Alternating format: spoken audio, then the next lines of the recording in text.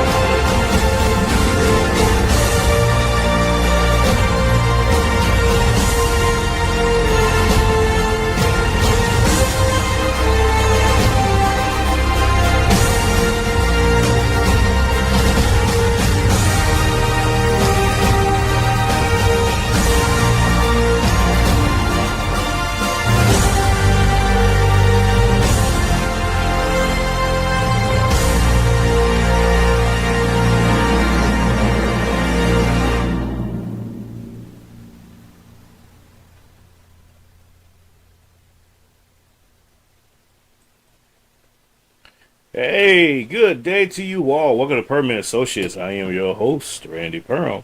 And welcome back to you and to me. Been out of here for like the last 3 weeks. I was intending on coming back last week, but it was just still too much stuff going on. And I was just like, yeah, no. So, for those that don't know, I'll give you a quick update. My vacation consisted of me getting married, going on a cruise, and coming back and getting life in order. So there you go. Uh, but without further ado, got my co-host Tiffany Jones with us today. I am so sleepy, y'all. I'm sorry. I'm gonna tell you right now too. So you're gonna see me dragging ass a little bit today. I'm gonna tell you why. So the other day I was did a trip down to Jim Hall County and for a meeting, intended to spend the night down there, caught heartburn in the middle of the night, got pissed off, had a burst of energy, 2 a.m., drove back home, and I'm still recovering. And it was a 4-hour drive. So I'm like, just, yeah, yeah. So, anyways, that's where I'm at right now in life. So, here we go. Tiff, how you doing? Welcome back. Oh, fantastic. Thank you for having me. Oh my goodness. Yes. Congratulations on your new marriage. So many titles we could, there's so many things we could call that these days. It's like Right. marriage, I was gonna say endeavor, yeah, marriage like kingdom. I know. Endeavor, the handcuffs, your for sure depth certificate. It's like so many different things you can call it. It just depends. But thank you. Yes, Yes. no, it's a Yes. blessing. For those that are Bible attuned, a man who finds a wife finds a good thing, and so I found a great thing, and we are enjoying life together, and we're having a lot of fun. So uh, yeah, this chapter, uh, whatever, my third marriage, her second, so my last marriage at that. So whatever happens after this, ladies, I am so sorry in advance. Yeah, it is what it is. But hey, folks, Tiff, that's life. Yeah, a man Yeah, has his that's life. a man has his breaking point. Okay, and Oh, yes. you I think we know, all do, but I'm so excited for you. I really yes, am in your new journey. yes, journey. So, That's another one. but Yes, a journey. yeah, Yes, right? yeah, true, true that, true that. Yes, thank you, thank you. Hey, Tiff, what have you been up to? Oh, it's so exciting. I am now on a show here in Vegas, Oh, Christian show. Was it KKVV? V as in Victor, V as in Victor. So it's KK, as in Victor, V as in Victor, 1060 AM. So I come 3 p.m. on Tuesdays. We are talking about religion. God. I was a God. Religion. Okay. You said Christian, so No, it's not religion. What we're talking about really is Satan. actually, you know how this all started? I had a conversation with the pastor, and she found me intriguing. She found my journey, as a candidate, intriguing. She found all these things about my life great, and you know me, Randy. Even when I ran as a candidate, it was so hard for me to speak about myself. So it's even Hmm. harder for me to speak now about myself. But Yeah. I'm opening up to in a different way. And as all of you know, or many of you know, I started on TECN, a Christian network, and still is a Christian network, when I had my show. So this is like familiar to me. Yeah. This is so familiar. So we have fun. Yeah. We have fun bringing the word, talking about some of the things as I ran for a candidate and my faith and how my faith has helped me in all the things that I've done in my Mm. life. Okay. Awesome. Awesome. That's good. Hey, congratulations. I know that's exciting. K KKVVC 10 no No, no, KKV oh my K gosh. KVVC 1060 AM. No, KK, V is in Victor, V is in Victor, 1060 AM. Okay. So double K, double So, V, 1060 AM. There we but there go. is a dial in number to hear. I Oh, know we okay. stream it, but then there's a dial in number. I mean, we've got both app things handled here. So Okay. I think the next time, I will be on the show Tuesday, I'm kind of, going to talk about how I came into politics and my support through you know, TECN. I All could these never get years, it right all when you I know, I was gonna was. say all these years is a tongue twister. TECN, I could never get it right then. TVE.com. Hey, I'm still Yes. working on it, right? you Okay. know, And just the mhm, whole favor that you guys gave me and how you allowed me to pursue something that I didn't think I could do. yeah, So yeah. I will be talking about that. Awesome, awesome. That's great. And like I said, congratulations, and that is awesome to hear. Speaking of TECN TV, for those that don't know, TECN TV has essentially gone. I'm not gonna say bust or debunked or defunct or anything like that, but it's essentially has shut down at this point now, due to some extenuating circumstances beyond any of our controls. I'm not gonna get into the behind the scene technicals behind it or whatnot. Just know that for all of the hosts that were on TECN, we're all okay. Um, Everybody just kind of like went on and doing their own different things now, but because of certain issues that transpired on the back end, on the management, side of the scenes, it just had to collapse down. So it was a great 7 years. It may we if things change direction for the better, it may resurrect in form or in a different form. I don't know. Then hopefully we'll be able to get that back online. But as of right now, I guess it's safe to say that I have transitioned over to a different network. It's called Let the Truth Be Told Network. One of the members from TECN, who was Pastor David Lowery, for those that don't know, he created a new network and brought on board some of us, me, and I think one other person, and some other hosts from other networks and stuff. So we're in formation right now. There's a lot going on, and so but we're streaming on different platforms. So we'll be on Roku TV, Fire TV, Fire Stick TV, Amazon TV for those, Apple TV.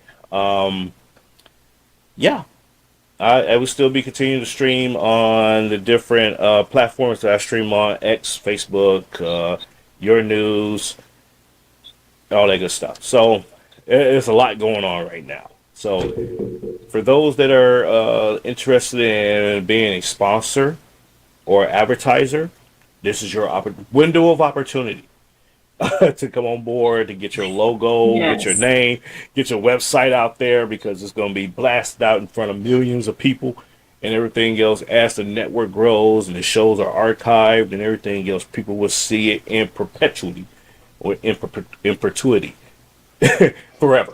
So, so there you go. And I'm being cheap. So just get with me and give my rates, and you'd be like, oh man, yeah, I pay that every month. Got you. Got you. I'm not in it for the money. Well, I'm you in it know for the what? passion. That's right. I can validate that. Randy, you definitely in it for the passion and you Mhm. really love what you do. Ladies and gentlemen, this is one man that I can really say that he loves what he does. Mhm. And he does it with such he's compassionate, he's understanding, he's kind, all those things that, you want for people to have. Yes. He's definitely that. So this is not a money thing, but guess what? God wants us all to prosper at the same time. Yeah. We Yeah. give our Absolutely. time, we give our energy, we give our gift to you, and in return, God's going to take care of it. But if God puts it in your heart to do something to give, by Yes. all means, absolutely follow that. Word. Thank you. And Mhm. Tiffany, speaking of being in people's hearts, President Trump was in the hearts and minds of. I still my transition sucks still, but hey, President Trump, this week, last week rather, he was in the Middle East, there, winning the hearts and minds of Middle Easterners. There you go, and he was but his circuit there was with Dubai, was Qataris with the Qatar, the Crown Prince, Saudi Arabia, and everybody, all those guys over there. Okay, and he did some historic trade deals. Billions, trillions rather. Excuse me, trillions, Mhm. and trade deals, arms, trade goods, oil, you name it. He had a feast over there with these guys, and now the Democrats are like, oh, they're trying to give him a plane. Oh, he's corrupt. He's trading the United States for a jet. Oh my God, we need to impeach him now. It's like, are you serious? We still on that. So, but I want to get your thoughts on what this looks like for the American people, this type of diplomacy that has occurred over in the Middle East, and how that would translate going forward for the next administration, in terms of, I guess you could say, Well, setting the bar. let's start with the gratuity thing, like the gift, the Hmm. plane. I think that in itself is largely on people's minds, right? Like, oh, he was gifted a plane and he didn't take the gift. But I will say this, I was looking at something on television that talked about one of the judges on the Supreme Court justice. Uh, Hmm. and what that actually means. And they wrote into law that you can accept gifts as uh, the gifts, right? It's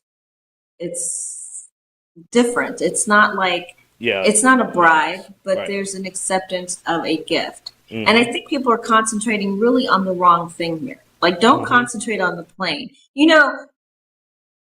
It's even in the religious world, people talk about the pastors and the bishops getting planes to do this, to do that. Now, I will say that you shouldn't use the congregation's money to do that. And you know what I mean?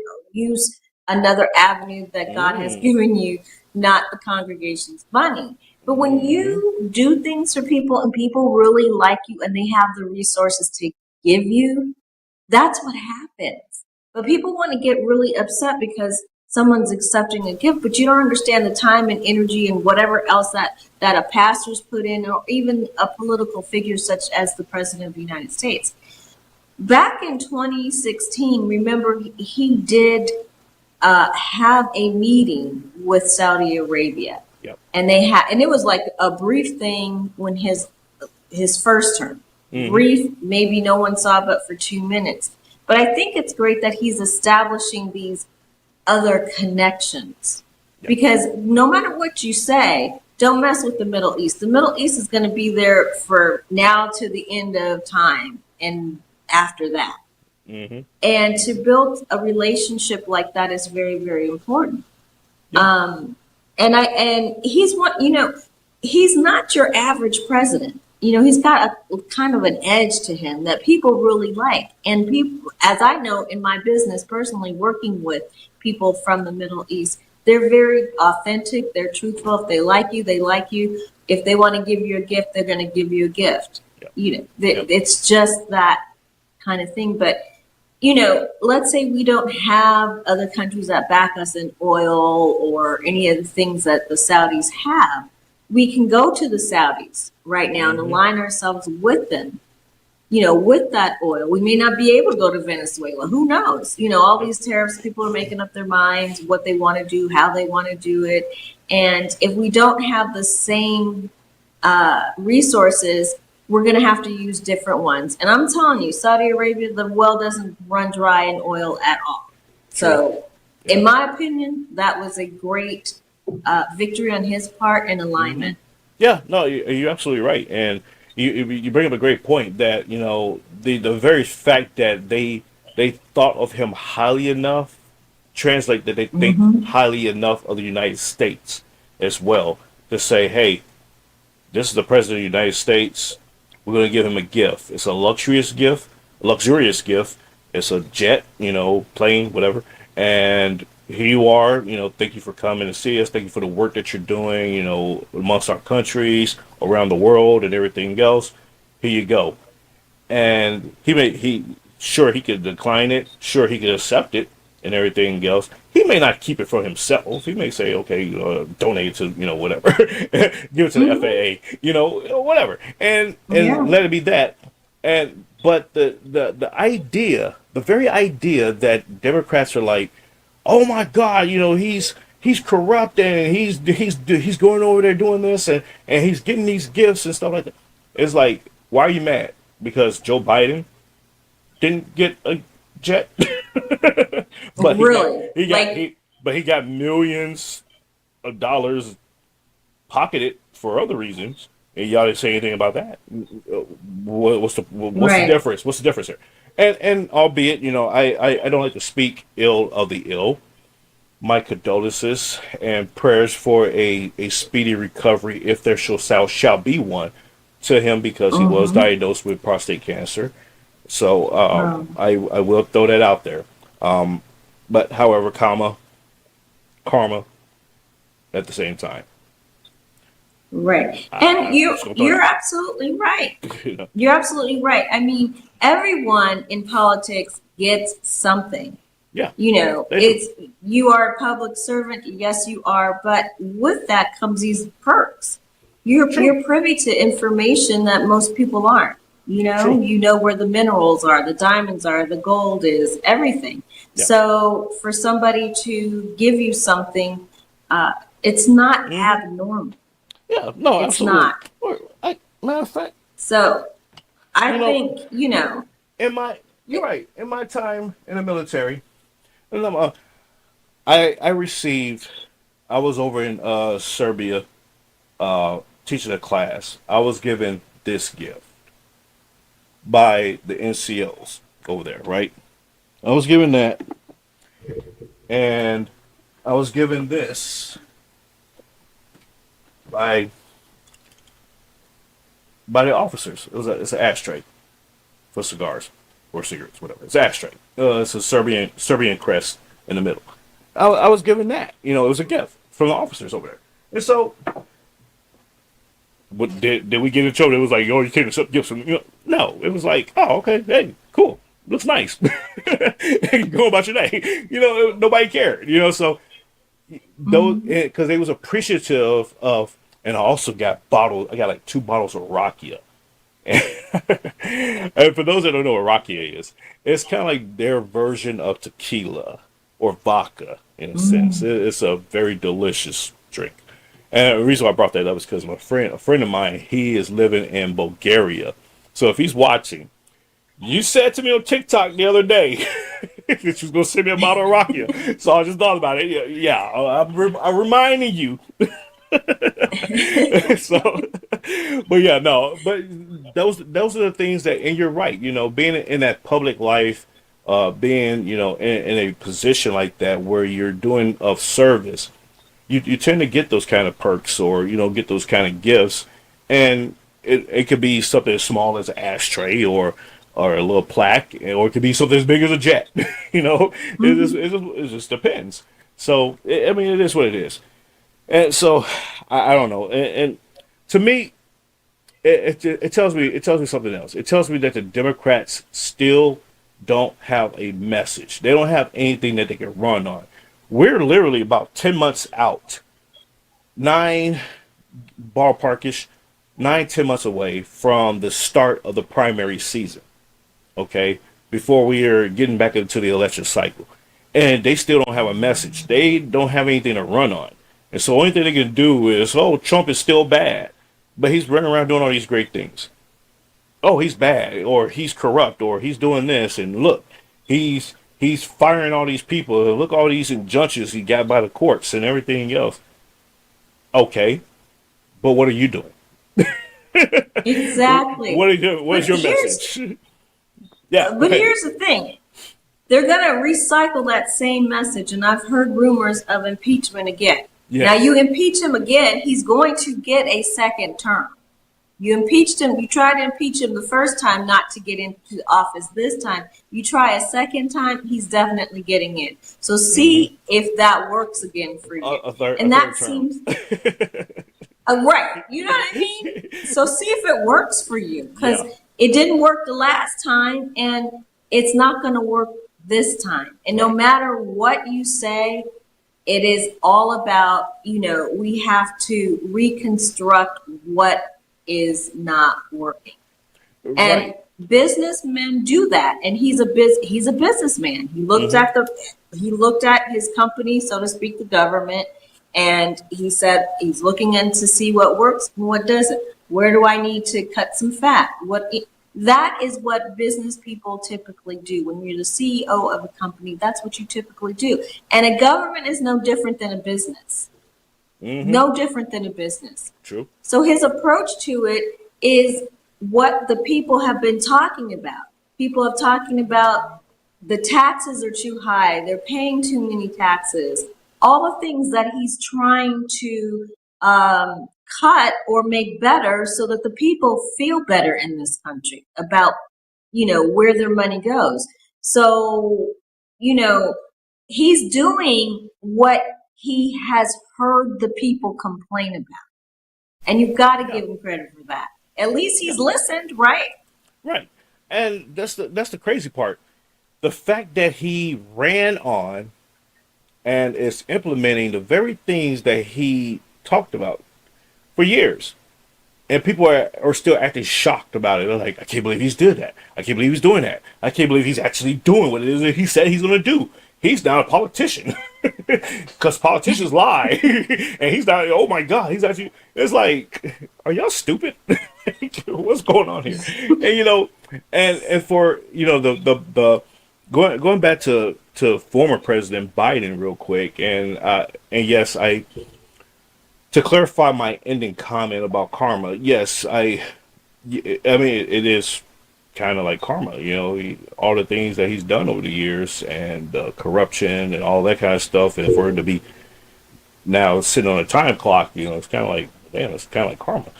But going back to the tapes that were released last week, the not Ben Hur, what's his name? Is it Ben-Hur? I don't know why Ben-Hur came in my mind, but the Hur tapes. Let me put it like that because I can't remember his first name. But the Hur tapes, the the interview of him of the classified documents and of his cognitive decline and how the media has been now playing defense on the cover up of his cognitive decline and everything else. And perhaps maybe this cancer that he has always been there, and now they're saying it's an aggressive form of cancer. Maybe it's always there, and they're just now letting it come out because as we know, a lot of things are starting to come out now after the fact. But anyways, so Right. the very fact that Biden has had these issues going on in the White House, and the fact that the Democrats was covering it up, hiding behind, what he was doing their dirt. He's doing his dirt. The administration at large doing their dirt to the country, and now that the Trump administration is coming in saying, "See, look, we're gonna clean it up," and everybody's like, "No." It's like, are we retarded? He pointed out and said, "You're electing me again. I'm going to clean this stuff up. I'm going to point it out. I'm going to highlight it. I'm going to do this. I'm going to do that." And here we are. And people are upset. There's literally factions in the Democrat Party. There's even factions in the Republican Party that are upset that he's actually living up to and doing what it is that he said that he was going to do. And it baffles my mind that, and this is why when I deal with people that are against what's going on, I look at them automatically as you are a morally bankrupt person. Because if you have a problem with exposure of corruption, then that means that you're a corrupt person yourself. Period, point blank. I'm going to put it out there, and it is what it is. Because at the end of the day, if you can't get on board, no matter what party affiliation you are, no matter what religion you associate with, any of that, if you have a problem with what this administration is doing to help clean up and turn this country around, if you have a problem with it, then you will have a moral issue of Yes, I agree. of just like wow, detestable measure, because it's like you shouldn't have a problem with what's going on right now. Matter of fact, you should be pissed off. The only thing you should be pissed off about is the fact that it existed in the first place, not the fact that it was exposed, Right. not the fact that he's finding it, he's exposing it, and he's trying to fix it. You shouldn't be mad about that. You should be mad at the fact that the predecessors perpetuated it. You should be mad that it existed in this government for decades and everything else, and they've been going along to get along and everything else. You should be mad about that. But we have people that it's strange to me. It's really strange to me, and that's why I think come this next election cycle, the Democrats right now, their message is right now, we're not looking in the past, we're not looking behind us, we're going forward.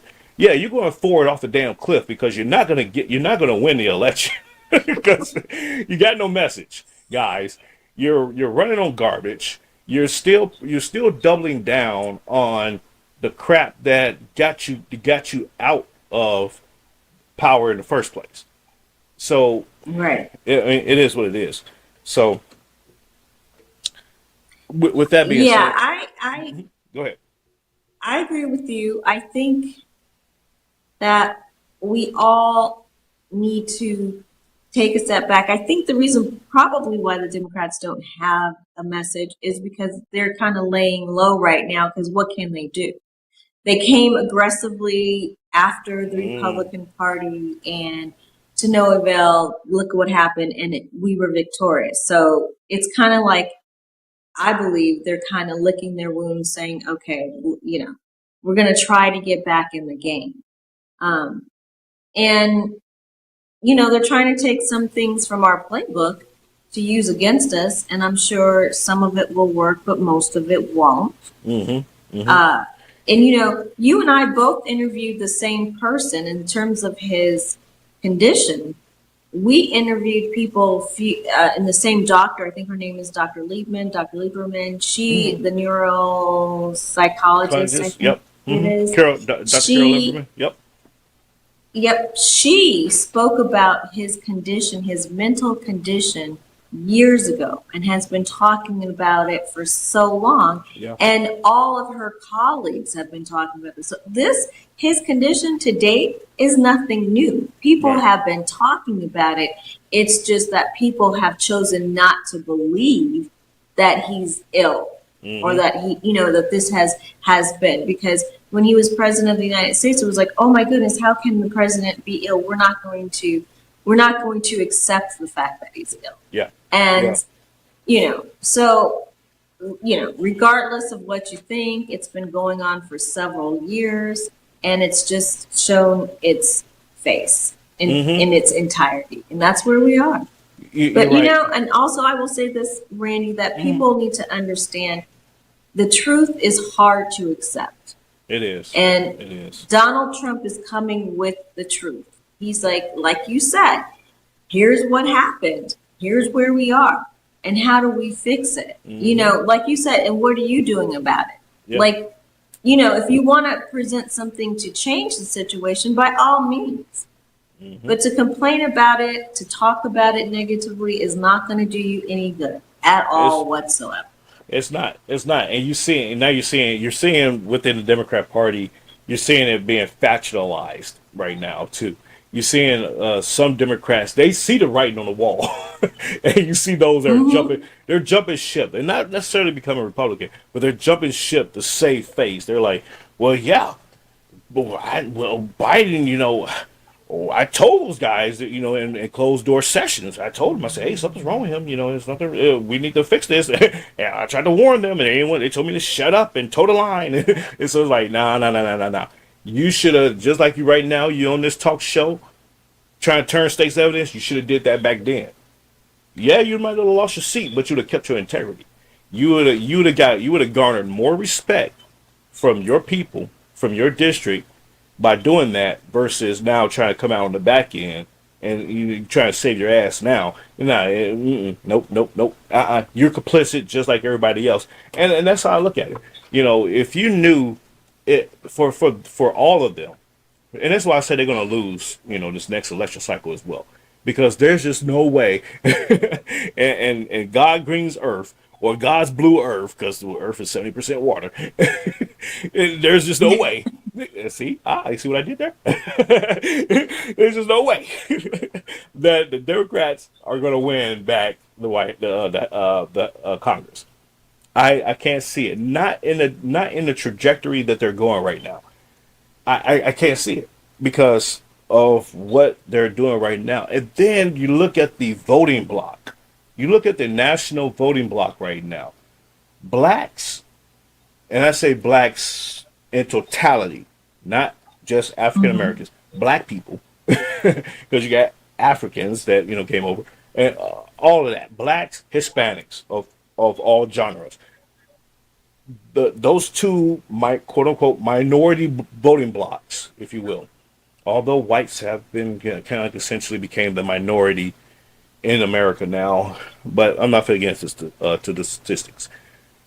But anyways, blacks and Hispanics are leaving the Democrat Party in droves and becoming Republican, and no one's really talking about that. As I'm traveling around in my district here in Texas, I am running across more and more people of color wearing Trump regalia, Trump hats, shirts, flags. I'm like, where am I? did I make a wrong turn in Albuquerque? Type of thing. Because I'm like, I'm just shocked at it now. But it's becoming the norm, and they're just going about like bold and proud about it, like they always been that way. But no, this is a recent transformation for even them. And Right. and I talk to these people, and I'm like, so you're a Republican? Yeah, I just voted in this election as a Republican. I can't deal with that stuff what the Democrats doing. I grew up as a Democrat. And no, that's not what I believe in. I'm like, oh, well, welcome. It's just like, okay, there's nothing else to say, and but there's that sentiment across the spectrum, and so but now you have, but on the flip side of that, you also have those hardline Democrats of minority type that are doubling down and saying, nope, I'm gonna be a Democrat through and through, and I'm not converting over. And I don't care what anybody says. And it's just like, okay, so you're condoning, you're complicit with the stupidity that's going on right now. Got it. Thank you for labeling yourself as such. And they have to now they have to reconcile with themselves. Like, do I really believe in what it is that's going on right now? And when they go home at night, they're laying there and they're twiddling their thumbs in the dark, and they're like, "No, I really don't." But how do I reconcile with my friends with that echo chamber that I've been a part of for so long? How do I reconcile that I do not agree with this? They're afraid. These people are afraid to be ostracized from from what they're used to, from the norm. They're afraid to leave that construct. You have some that's not. They're not afraid. They're independent minded thinkers. They just been programmed to be a part of that culture, but they never really was a part of that culture. And so, but you got that hardliners that are like, I want to leave, but I can't leave. It's almost like they got Stockholm syndrome. It's like, well, if I leave, I'm gonna get beaten. I love you. It's like,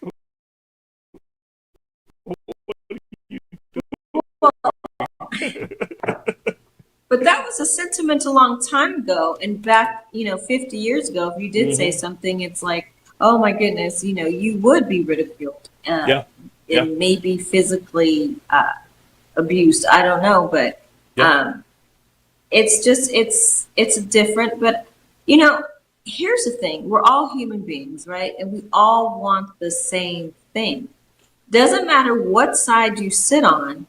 Ultimately, we want the same thing. We want our money to uh, last longer. We want the prices of things to be reduced. We want uh, to be able to be successful in this country, manufacture things in this country. Because when things are manufactured in this country, you didn't have to purchase anything every 8 years. You didn't have to purchase a refrigerator every 8 years. You didn't have to purchase a car every 8 years. There are certain things that you didn't have to purchase that now, because they're exported to another country, who I will say their quality control is different than the United States. So you're not going to get the same type of quality. What you're going to get, you'll get the quantity, that's the reduction in price. But what it does, it just continuously makes you purchase items faster than you would if things were made in America. And quite frankly, I love anything made in America. If I buy some designer clothing and it says made in China, I'm a little, I'm kind of like, should I buy it? I don't know if the quality is going to be there. yeah, yeah, So, yeah. and they're putting the label in there in designer clothing, made in China. I'm like, please don't tell me it's made in China. You I don't know, want to hear that if I'm buying a designer, something designer. I'm glad you brought that up because that's a great point. The the labeling that is going on nowadays, and ladies and gentlemen, I'm gonna propose a challenge to you. Take a look at the labeling of whatever goods that you have that you buy. You'll see that it would say made in the United States, but the materials probably came from China, type of thing. It's gonna have some funky wording to it. Let me put it like that. It's gonna have some weird language there, and you'll be like, is this a way of trying to not tell us that was made in China? And there's a strategy behind that. The strategy is Absolutely. that they want China, and it's China that's doing it, by the way. This is China's doing. They want to give the impression to the American people because they know American people are branded minded, and so they will be like, okay. if I pick up this shirt and it says made in the USA or made in America or whatever it may say, but look at everything else, look at they have to put it on there for transparency purposes. But most people don't look at all that. They just look at that first tag. China Yes. knows. China knows. We just put down made in America. They're not gonna look at that at like where all the other stuff came from. So it's a mind trick to you. And you're like, oh yeah, this shirt was made in America. And it's like, but that company is not in America. So how can it possibly be made in America? Yeah, like Right. Yeah. look at 100% sit. made in America. Yeah, That's it. right, yeah. Like And they maybe do it 20%. right, and then they do it in percentages too. Also, you look at it and say 50% made in America, 50% made in Asia, or whatever, and it's like, where the hell was it made at? Like, what y'all do? Y'all put it together like, oh, okay, bring me another piece. Sorry, I'm waiting for it in the mail. Okay, send it by Amazon. Like what are we doing here? Mm-hmm. And so that's what they're doing now. And so, to your point, Tiff, we have to bring manufacturing back to the United States. Number one. Number two, Absolutely. we have to bring integrity to labeling back in this Mm-hmm. country. Mm-hmm. And when we're importing something, we need to know, like, okay, did where did this come from, and how did it get sourced, type of thing. Because people want to turn a blind eye. Everybody's so against child labor and all this kind of stuff, and they don't want to do the homework. But then they sit there and say, "Oh, Yes. I'm against child labor laws," but you're wearing Nikes that was made in Indonesia. Shut up. Right. Stop talking to me. Get off my phone. So it's like stop playing with me. Okay, I get it. You know, that's the lifestyle we live. But at the end of the day, Mm-hmm. do you really care about that cause? Because if so, then you would do your research, you would do your homework, you would actually be a little bit more boisterous about how these products and these services are being procured, especially when it's And coming into this country. not only that, Randy, we have some of the most innovative people, creative Yeah. people here in America. Mm-hmm. And if you want to come out with some apparel line or something else that you wanted to create, now is the time to do it. Why? Because Yeah. we have to bring the quality back to America. Are we suffering? Do we need to export or import items into this country? No. A lot of people are waiting for their designs just to be released so someone could buy them. Mm-hmm. There's Now Mm-hmm. is a time for the change. I love my old designers. You have 100 and 150 years. Great.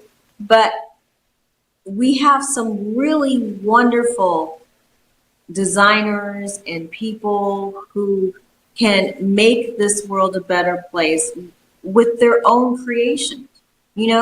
So I encourage us as Americans to pull from our own resources Yeah. and not try to buy what's being exported here. And more so, not only do you have more control, but you can also have people invest into your company.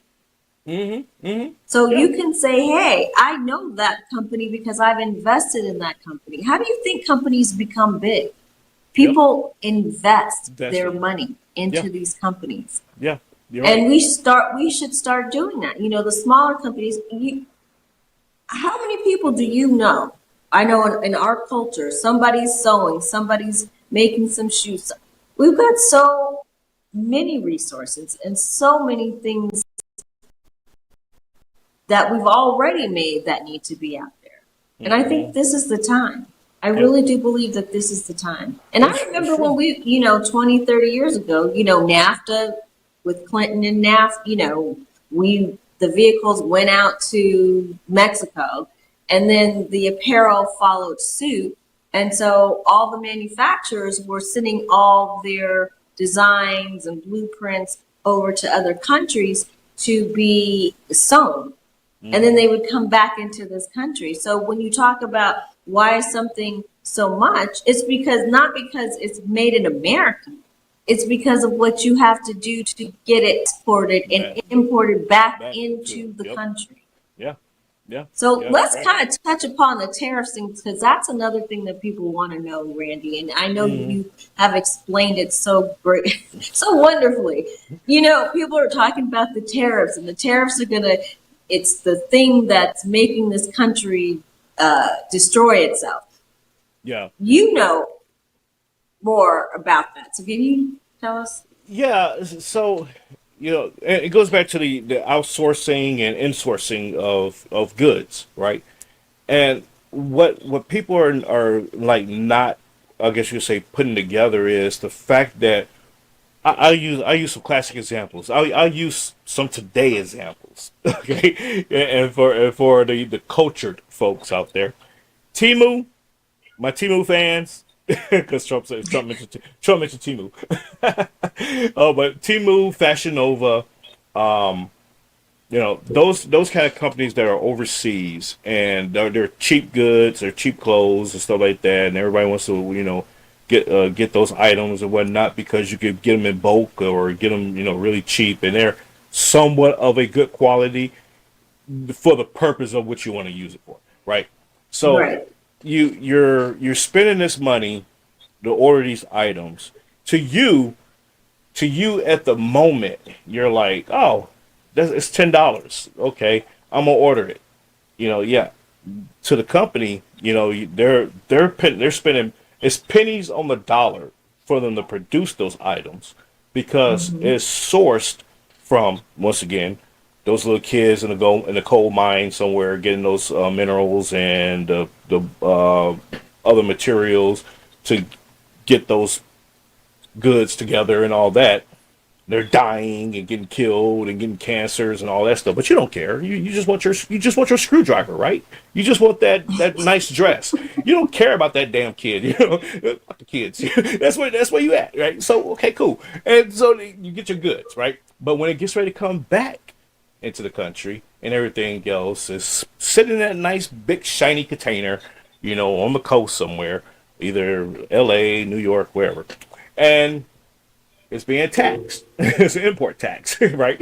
And so that's the tariff, And the company says, okay, we charged you this amount last time for it, but the next time you're going to order, we're gonna make our money back because we're gonna pay it, but you're gonna pay it, yeah, type of thing. And so people think that tariffs is an immediate thing. It's not an immediate thing. It's a ladder thing, and that's what they don't understand. And so that's why Trump is talking about reciprocal tariffs, and it takes a while for that to kick in, and that's why the stock market was going haywire and everything else. Because even the stock market doesn't even understand it, So because companies are sitting there reacting to it, saying, "Oh, he's going to impose an 85% tariff, so let's sell." And it's like he said he's going to impose it.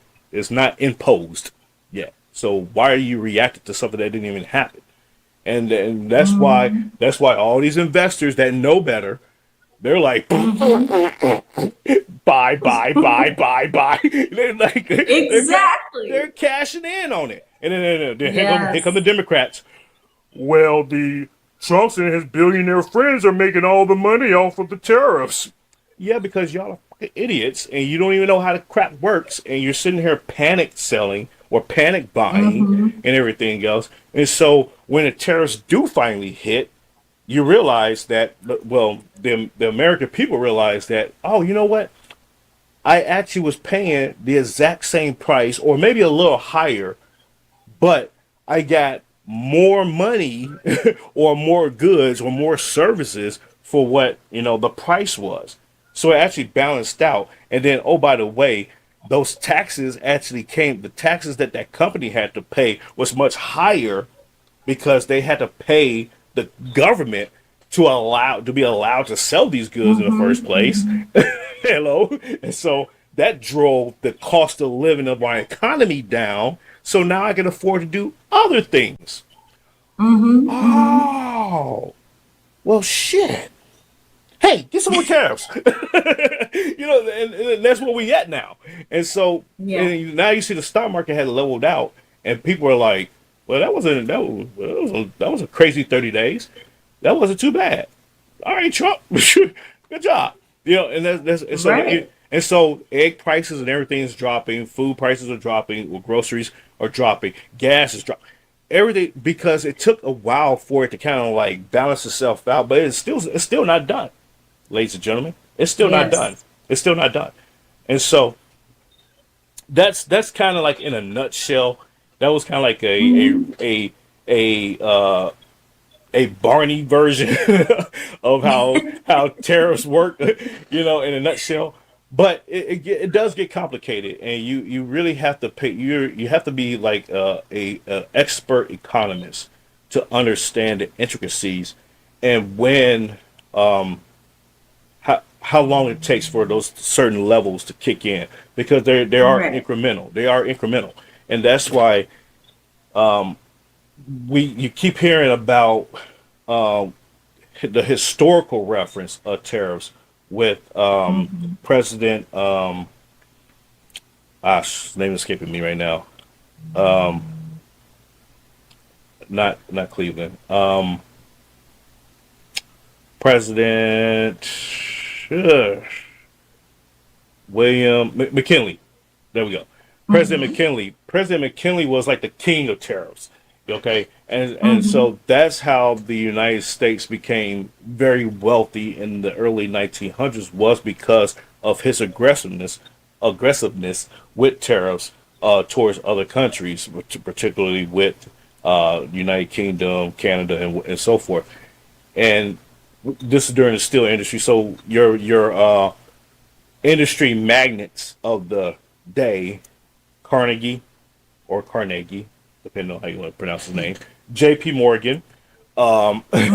So you got to just get into you got to peel back the onion and get into the history books a little bit, and you will understand Yes. that Trump is taking pages from history and Hmm. implementing the exact same thing that was done just a little bit over 100 years ago, and Hmm. you'll see what's going on. And there are certain players in the game that understand what's going on. So yes, there are some billionaires that are becoming even Hmm. more of a billionaire because they understand how the game works and they're taking advantage of the stock market. Hmm. You have members of Congress that are taking advantage of the stock market, as we have saw in the news. They were like Right.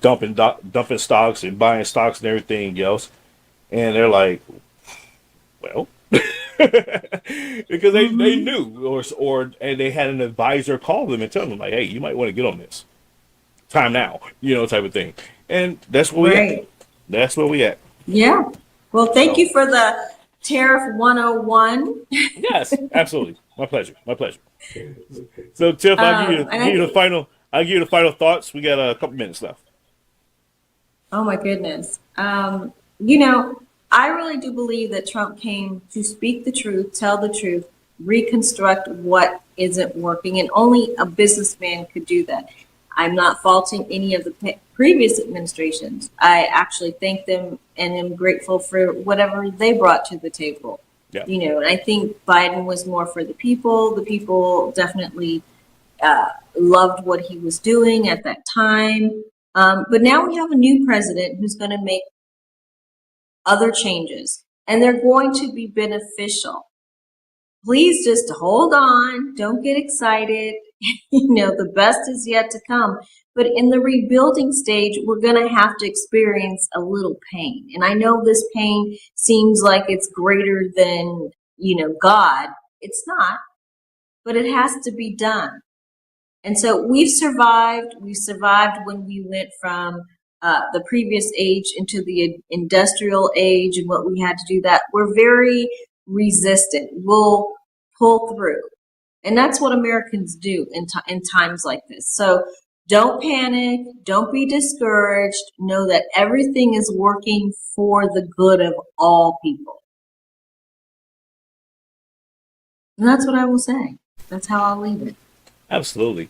And thank you. You're absolutely right. And yeah, I mean, it is what it is, folks. But we're gonna jump up out of here, and we will catch you all maybe Friday next week. I'm not sure. Uh, it's kind of a crazy time right now, but thank you, Tiff, and Thank you. yes, and I will catch you later on. Yeah, congrats on not only on your marriage, but on this other journey. How wonderful, this new big platform that you're on, Yes, thank bigger. you. Thank you. Yes, we're still That is still so amazing. thank you. Still working out the kinks and everything, but we're going to get that going, and hopefully it'll be able to launch off here in June. So, yeah, thank you. Appreciate it and look forward to it. All All right, right, thank talk to you you. soon. Yep. Be safe. God Okay, bless. Bye bye. you too. Ladies and gentlemen, Tiffany Jones joining me today. Hey, like I said, got a couple minutes here, but yeah, a lot going on.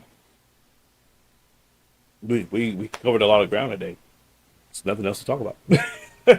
But folks, real quick, you know, my book project that I am working on, I am still fundraising for. It's your book. It's for you, not for me. It's for you. Give, Send, Go. Book. GiveSendGo.com/book project 2025. Donate, support that. I appreciate you. And the other book that I'm a contributing author to is I don't have a graphic up for it, but I'll put it up later. But you could go to Voices Against Trafficking. I'm tired, y'all. VoicesAgainstTrafficking.com and pick up the new book that's coming out. It'll be released in September of this year, but you can pre-order it now. Go ahead and get it. Get your copy. It's only $18, folks. Go ahead and drop $18 and support the cause. And it's to help sex and human traffic victims. And once again, that is voicesagainsttrafficking.com. And go check that out and support that. And folks, I'm going to jump up out of here and try to give me a nap in. I'm like maxed out right now, and I got some other stuff to do later on, and I need kind of a fresh brain to handle that. So that being said, I will catch you all on Friday. God willing, God bless. Be safe, and ciao ciao. Ladies and gentlemen, thanks for tuning in today. Please be sure to follow, like, subscribe, and share, and go to rpurham.com for more information. See you all soon. Take care. God bless.